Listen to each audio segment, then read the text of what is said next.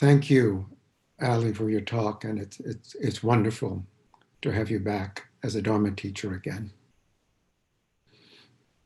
Does anyone have a question?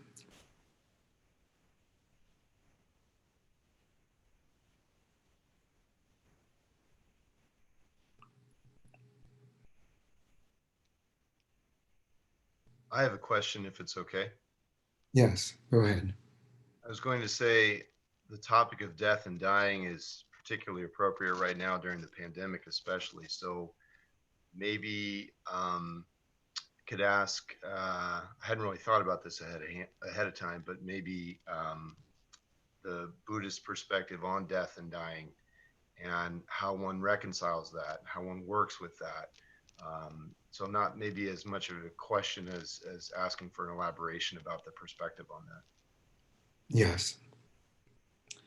Um, so I've had some experience with this, having been seriously ill and facing death. It's pretty much the same as facing life, moment to moment. We don't know what the next moment holds, ever. We do know that someday, yeah, we die, that our life is finite. We don't know when it is.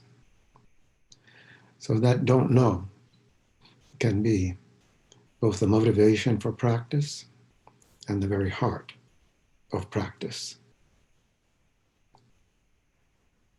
We always, in our school, use the phrase, don't know mind. So realizing that we don't know can be, as I said, both the motivation for practice and the heart of practice. When you have that realization and you're facing it, whether you're facing it at a distance, which we all are, or up close, which perhaps some of us are right now, and certainly we will be facing it up close at some time, then what is the one pure and clear thing? Most of you will probably recognize that as the last line in a poem, The Human Root, that we use very early in the interview process. As soon as you start having interviews, after a few preliminaries, we come to the 14th century, I believe it is, poem composed by a Korean monk in Chinese, The Human Root. Coming empty handed, going empty handed. That is human. When you are born, where do you come from? When you die, where do you go? Life is like a floating cloud that appears. Death is like a floating cloud that disappears. Originally, or fundamentally, the floating cloud does not exist.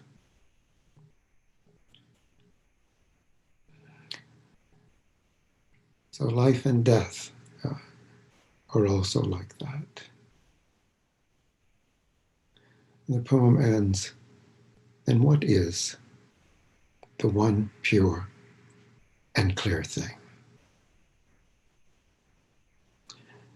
So we hold these great questions as the very heart of our practice. What is the great work of life and death? When we are born, where do we come from? That's just as big a question as when we die, where do we go? So I want to thank Ali again for bringing up this great question that is at the very heart of our practice. Thank you for your question. Thank you. Is there any other question?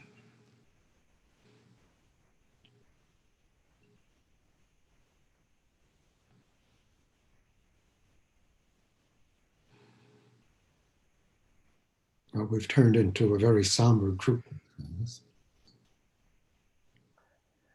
I have a question. Oh, good. What? Does don't know mine mean that we have to forget everything? We have to set aside the meaning of things? For example, I see a cup in front of me. Should I forget its name?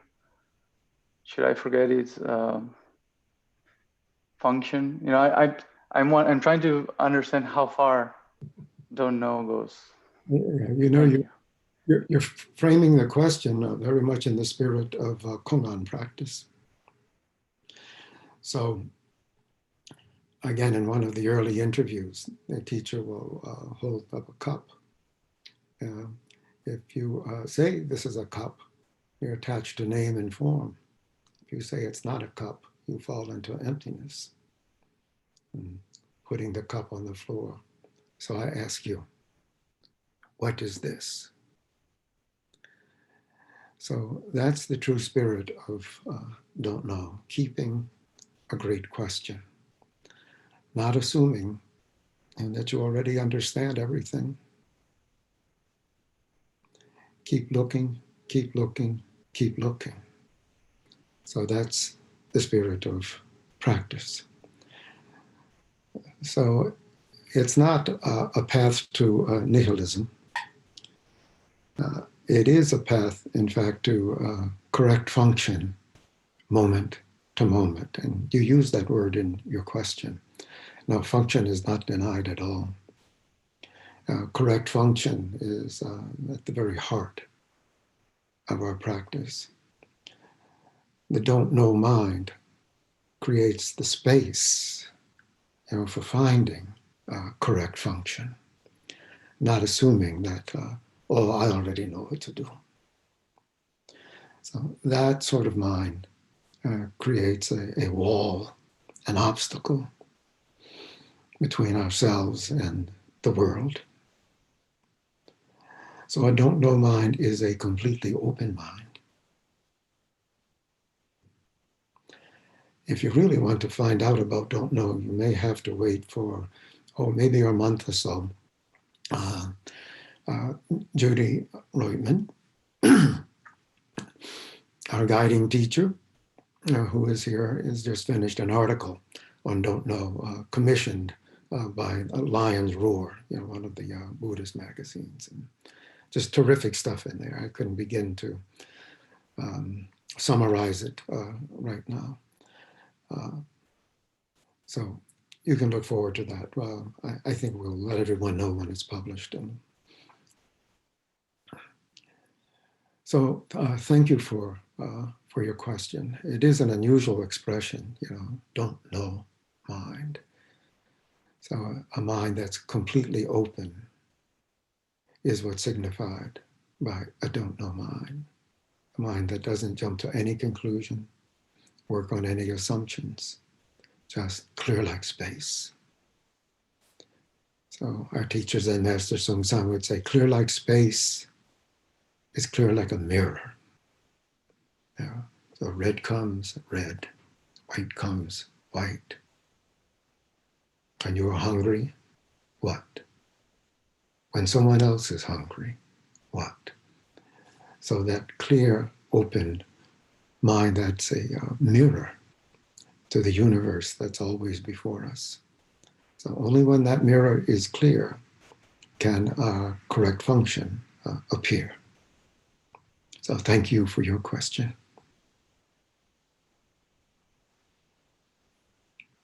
And we certainly have time for one more question.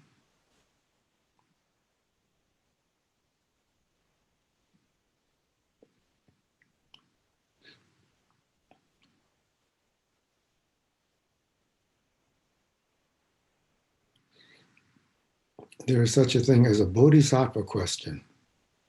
So a bodhisattva question. Hey, Stan, Is this a bodhisattva question? something like that. Also, an earnest question.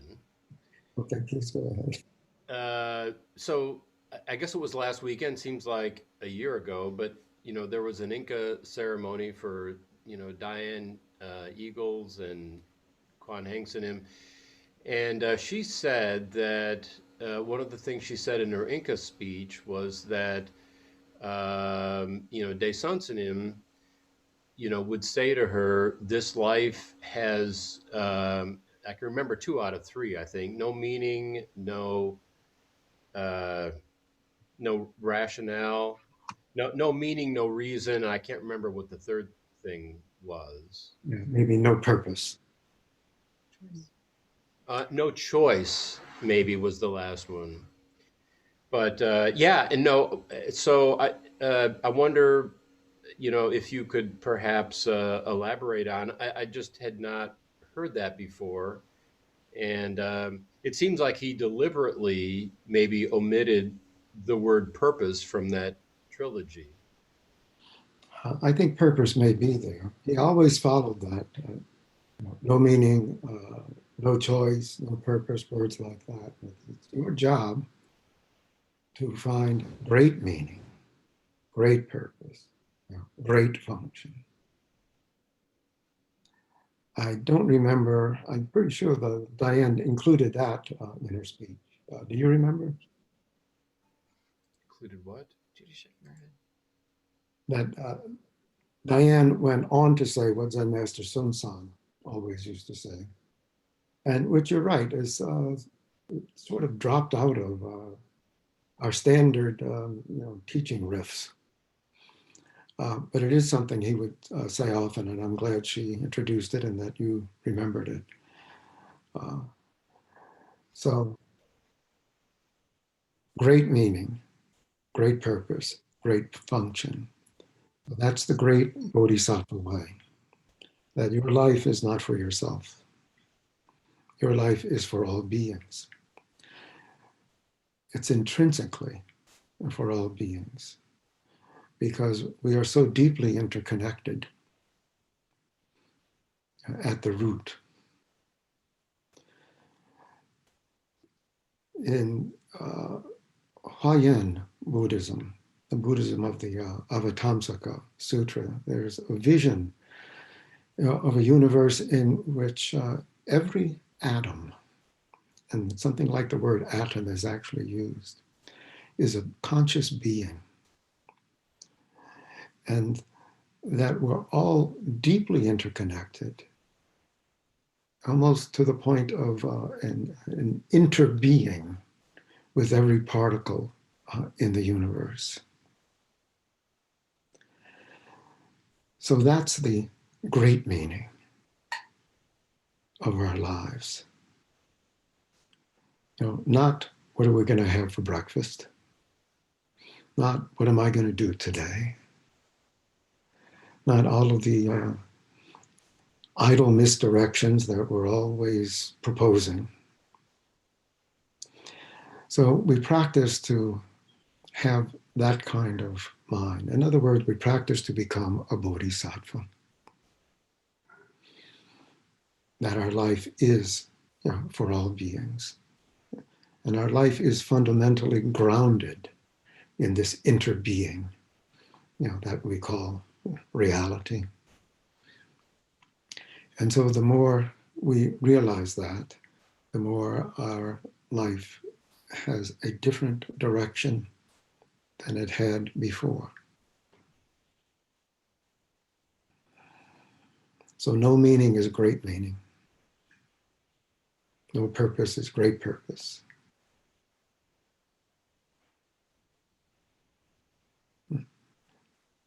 And I'm glad Diane brought that up again, because it used to be a much more common teaching in our school. She goes back to the very first beginnings of our practice in this country. Zen Master Sung San, first started teaching here. She was there at the beginning, and very glad she got Inca.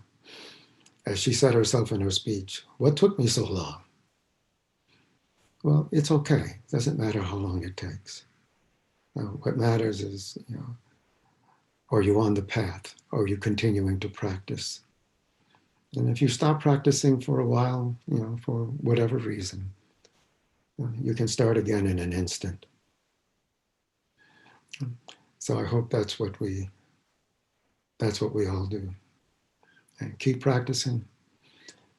Being the sort of human beings most of us are, sometimes stop practicing, but come back, come back, come back. So thank you all very much. I think it's time for announcements now.